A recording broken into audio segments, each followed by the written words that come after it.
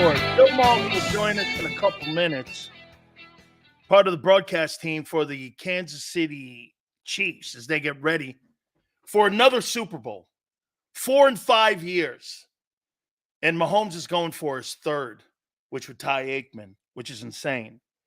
Hey, by the way, just to show you, Gardner Minshew just made the Pro Bowl. Gardner Minshew is a Pro Bowler. Say it with me. I don't know why that just made me think lesser of the Pro Bowl. You know, he didn't play bad, man. He didn't.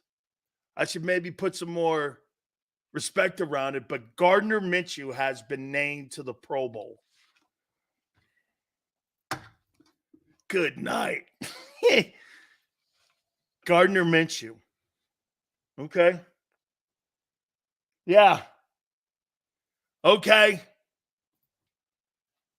You tell me what your take is on the Pro Bowl now when you're looking at that. Okay. Yeah. Okay. All right. Let's see here. I'm going to text Bill here just to do a little producing here. It's all good. So let me go back to a conversation that's been picking up some steam in Philly. And you know what's funny? I hear my guy Tone talking more and more about it, and I think he's trying to talk himself out of it. And I say this to you. The more and more I talk about it, the more and more I'm in line to trade A.J. Brown this offseason. Can you do a restructure before you trade to get the cap number down, to get the draft picks? Not to take the salary down, but to get the cap hit down. Can you restructure that? Can you defer that? I have a lot of work to do on defense and not a lot of money. And by the way, this also puts your organization in the question. Ray goes, please, Ray, then you don't believe in Jalen Hurts. If you don't believe that every person on that offense is tradable except your quarterback, you don't have a franchise quarterback. If you don't believe that that guy can carry you to the Super Bowl without a receiver, your offense doesn't run through A.J. Brown. It runs through Hurts. There lies your problem. Your offense in Baltimore runs through Lamar Jackson. Buffalo, Josh Allen. In Miami, Tyreek Hill. In Philly, A.J. Brown. You obviously don't believe if that's the case. Okay? And see, look, you got people in here going like this. Never happened. Stupid. A.J. Brown right now. Get this. Kansas City traded away the best deep threat in the league. A Hall of Famer. They're going to 2 straight. So they're better without him. They're better without him. Okay? They're better without him. How's that possible? How's it possible Kansas City's better without him? Well, because you have a quarterback, right? How's Kansas City not better without Tyree? We're going to get Bill Maas in here in a second. Okay? They're better without him. How about this? They're more balanced without him. Can you at least say that to me? That's Kansas City, and look at their coach and quarterback. Oh. So you don't have the coach and quarterback. Got it. Why'd you pay him $50 million? San Francisco didn't have to pay their quarterback $50 million. They're in the Super Bowl. He makes less than $1 million. I'll tell you something. Before I bring Bill Maas on here, Bill was so spectacular on Fox too. When they had him and Millen on and all them guys, those guys were just so great. And Bill's a former rookie of the year in Kansas City and played on some of those really great teams back in the late 80s and 90s. And Kansas City's always been good. It comes with ownership too, with the Hunt family. The community's sensational. It's one of the best places I've ever been to is Arrowhead. I think it's Lambeau and Arrowhead when you're talking about old school buildings. But what they're going through right now, even Bill's got to go, shit, this is the 4th Super Bowl in 5 years. And you lose Tyreek Hill, and here you are better, and you're going back to a Super Bowl. Let's bring in our friend Bill Maas, former Rookie of the Year, works with the team. Bill, how shocked are you where Kansas City is today? I mean, it's the 4th time they're going to this thing in 5 years. It's got to be more than what you thought Andy Reid was going to bring to the table. Dan, it's unbelievable. You know, it's at the level now of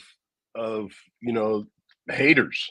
You know, there's a lot of people that just are sick and tired of seeing Kansas City, and it all has to do with 15. I'm just being honest with you. I mean, the guy is just phenomenal as a player, unprecedented on what he can do as a player in multiple different situations. I mean, you can't limit him to one thing.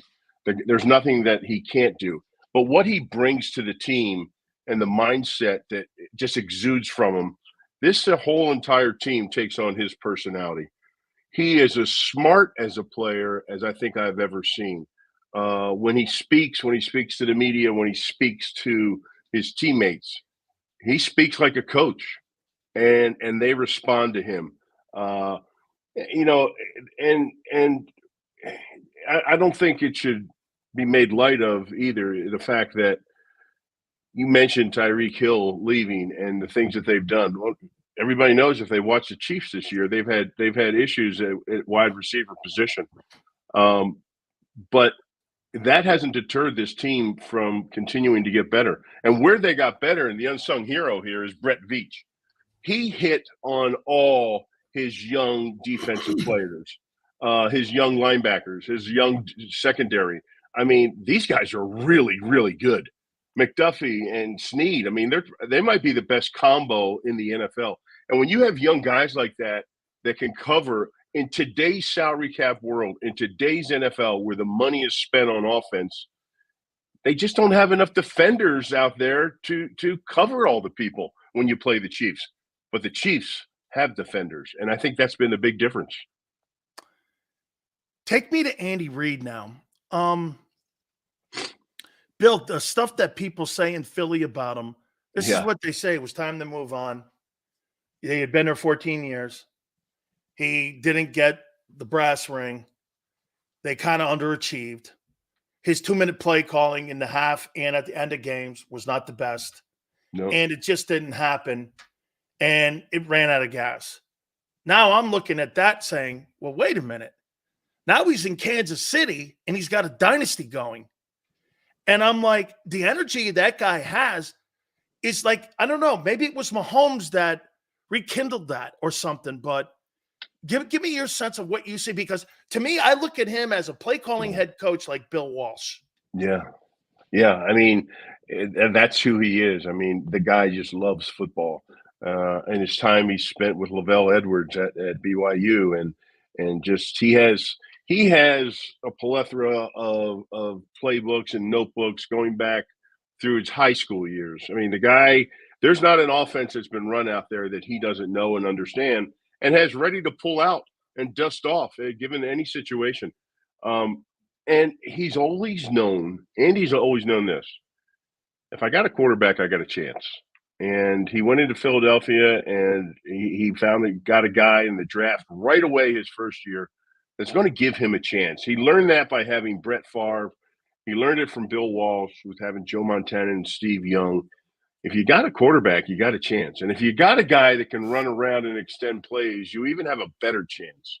And so every time I remember talking to him one time, and he said, "Boy, I would have loved to have grabbed Jake Plummer, because of the things that he could have done." I think if Jake would ever had the chance to play under Andy, he would have had a different career because the snake was really something else. And so every time he got a player, I don't know if it was Michael Vick or Donovan McNabb or all the guys he went out and found and tried, he always had success with them, and he found ways to get the most out of them.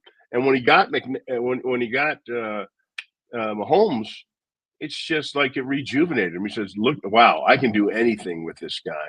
And he molded him and shaped him under Alex Smith.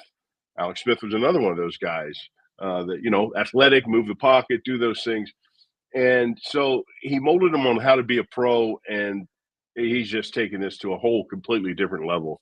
So, it's Andy's done a great job, but if it wasn't for 15, I don't know how many dynasties would be there. How about this, Bill?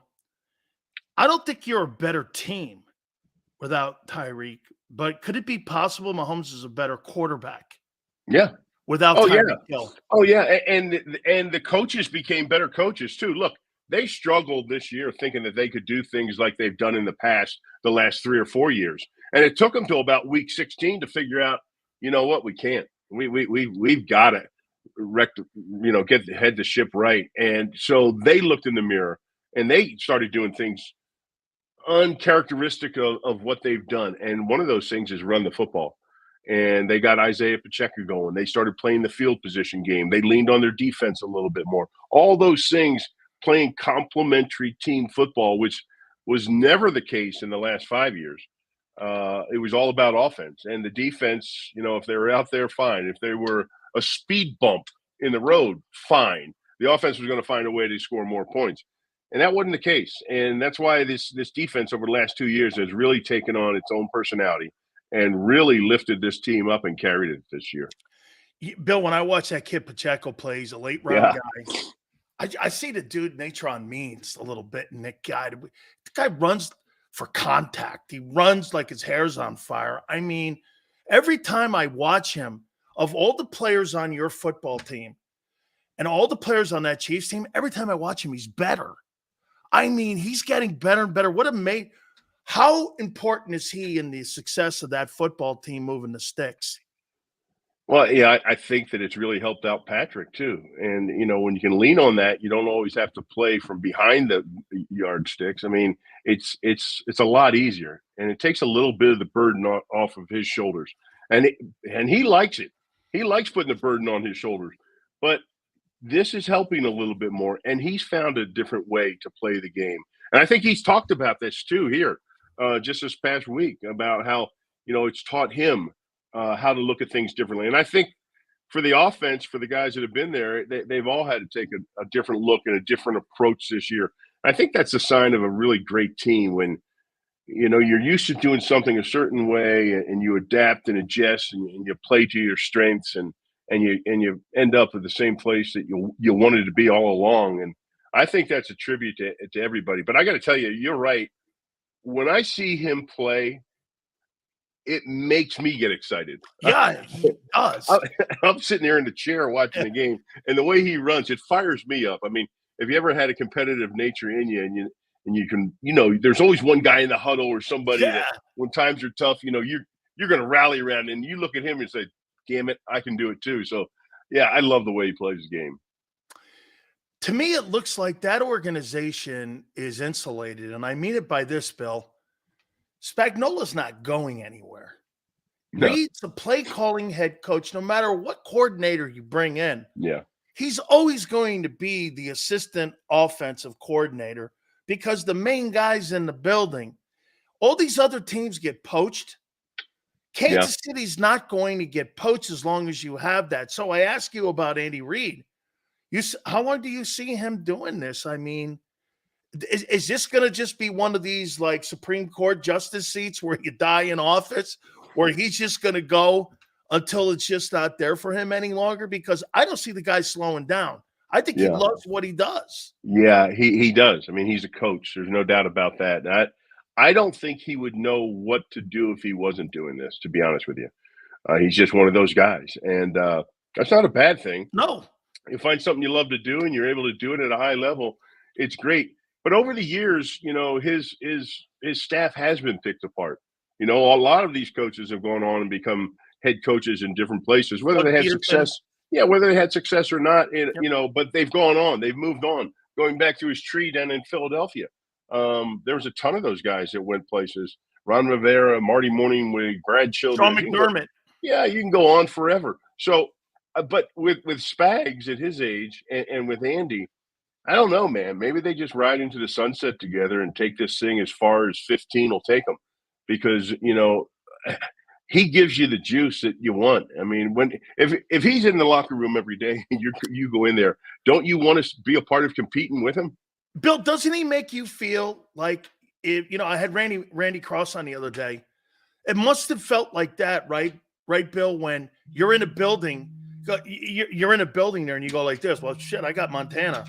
Yeah. I mean, I got Montana in the building. I know I can win every game I'm in. I know that I'm going to be in the conversation for a Super Bowl. Doesn't he give you that juice? Oh, there's no question about it. I mean, there was a time during the course of this year that, I had talked about this team and the troubles they were having and where they're at.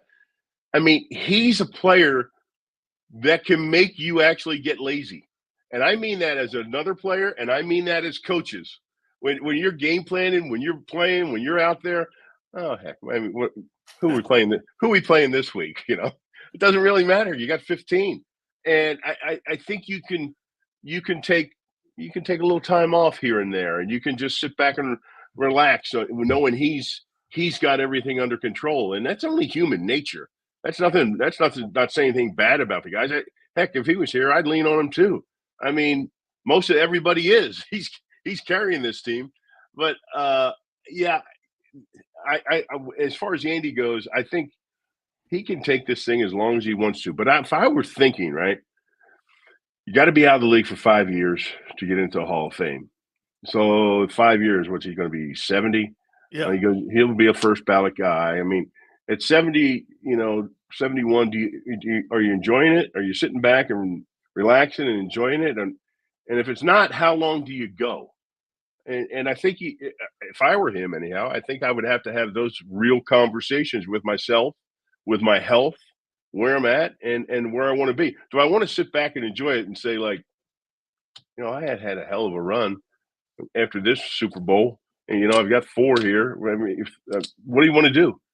What do you want to do, and how do you want to enjoy it? I think that has to be a real conversation. 2 last questions for you, Bill. You played in the league and you played against him and knew him very well because of your connections with Pitt. You think Mahomes has had the impact in the NFL that Marino did when Marino came onto the scene? Because nobody had seen a guy throw the ball 38 times with the accuracy of the downfield pass, the deep pass. It just wasn't fashionable. We were in the league in a time when it was the league of the running backs. Now it's the league of the quarterbacks. If you had to make a guy who's had a bigger impact on the game and the ball being thrown down the field, is it still Dan, or do you put him in that conversation too?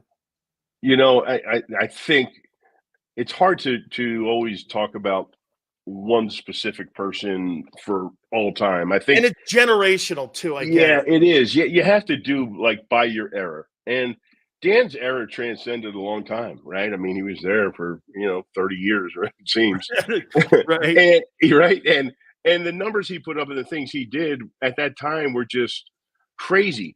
But what Patrick Mahomes done is crazy as well. I mean, his numbers, he's breaking everybody's numbers that have been in the league forever, and he's only 28 years old. So you have to think back, and you're right. Back then, it was a different game. I mean, Dan would get the dog knocked out of him, right? Yeah. I mean, you could hit quarterbacks, and he took a beating. He got knee surgery, it seemed, every offseason. But it was also a game where you ran the football a lot, and that's not the case now. It's a different game. It's an aerial game. I mean, everybody that's playing in the NFL now has grown up going to 7-on-7 tournaments. That's what they do.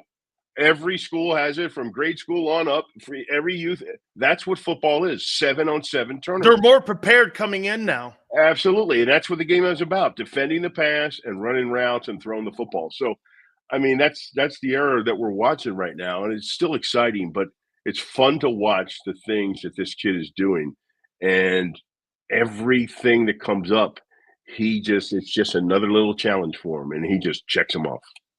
Finally here. Dude, I hate asking such a dopey ass question. It's so dumb. And it's, if I could go back to our old school days when you, me, Bukowski, and Duck hung out, I'd be using a different type of language here, but I won't. But I mean, it's so dorky, okay? I mean, so I'm going to ask it. Do you give a shit about this whole Taylor Swift thing? Does it bug you at all? Is it just because it seems like some of our guys are like a little bit put off by it. And I'm like, if it brings more eyeballs to the game, I don't give a shit. As long as it's not interfering with my meetings and my guys' focus still. But Kelsey's been playing great in the postseason. I mean, I don't know. How do you look at it? Well, to be honest with you, I've never been one to shy away from looking at a tall, attractive blonde. That's a fact. Right? I mean, come on. I say give her more airtime. That answer. I totally deserved that answer because someone asked me, Chidi Hanatu the other day, former Buccaneer, goes, so how could you go for this? And I go, because I don't give a shit. I said, seriously, dude. I go, you know what I care about? I care about the defenders getting those chop blocks. I don't give a shit about some chick waving a banner in a booth. That I mean, I think it brings more juice to the game and more juice to the fan base of the Chiefs. I think it makes them more movie stars. I mean, Bill, 110 million people watch the AFC and NFC title games. We have 300 million people in this world. Right. I mean, in America. And 112 million people watch 2 football games. I mean, come on. Hey, listen, I'm with you. I mean, I love watching the game. I love studying it. I love watching all the things that happen during the course of the game, analyzing it. I thoroughly enjoy it. But when they cut to those cheerleaders, I like that too. So, I mean, I don't know. Throw a couple more up there. If you want to have a whole parade of them, me and Bill will sit there and watch them for you. Hey, wait. I'm going to leave you with one of the famous lines of all time. Buck got drafted to the Raiders in the first round. Yeah. How about that? I miss that guy so much, man. What a great dude.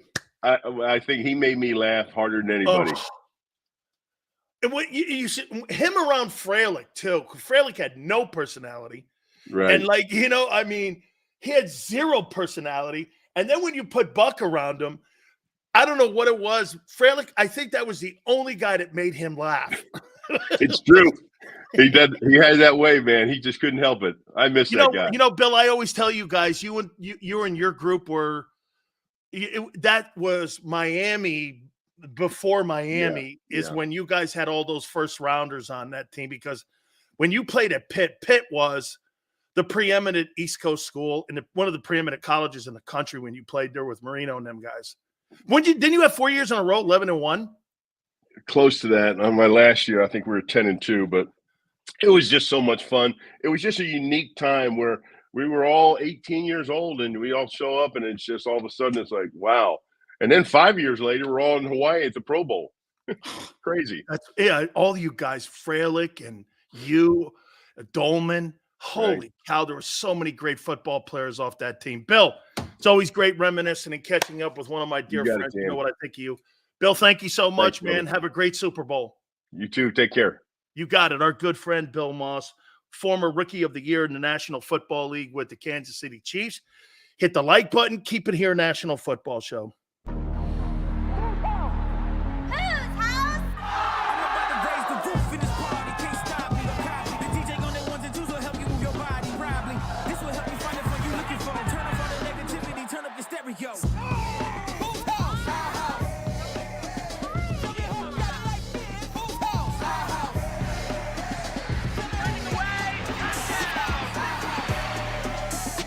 Football and Hooters, the perfect pair.